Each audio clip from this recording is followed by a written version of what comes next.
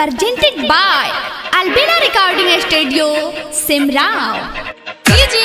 अमित राजा कलियो कौने कसूर रानी छोड़ जलई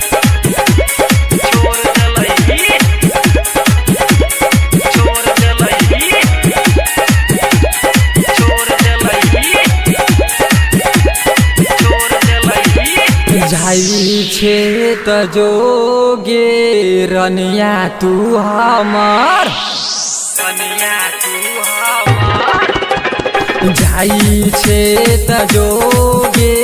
रनिया तू हमार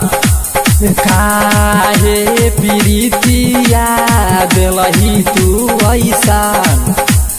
कथिला तू वादा कली हमके भूल गईली कलियो कवन कसूर रानी छोड़ देलई कलियो कवन कसूर रानी छोड़ देलई DJ अमित राजा कलियो कौने कसूर रानी छोड़ जलई छोड़ जलई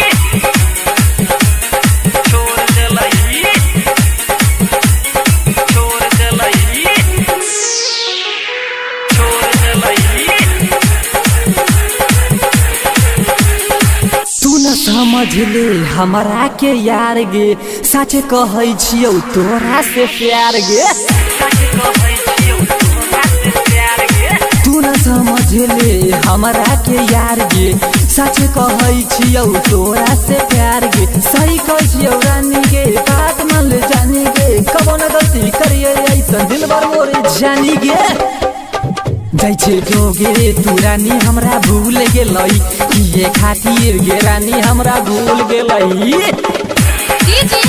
अमित राजा छोड़ जलई छोड़ जलई छोड़ जलई तू छही जान हम तोहर दीवाना हमरा से काहे करै छे बहाना तू छही जान हम तोहर दीवाना हमरा से काहे करै छे बहाना कौनो प्रेमी के दिल से न चलिए जानी गे सच कहै छियौ रानी गे दिल वाला हमर जानी गे जैसे जोगे तू रानी हमरा भूल गेलई किए खातिर गे रानी हमरा भूल गेलई DJ अमित राजा छोड़ जलई Presented by Albina Recording Studio, Simrao. तोरा से बहुते कलियो पीरितिया हमरा के भूल गेले जोगे सरितिया तोरा से बहुते कलियो पीरितिया हमरा के भूल गेले जोगे सरितिया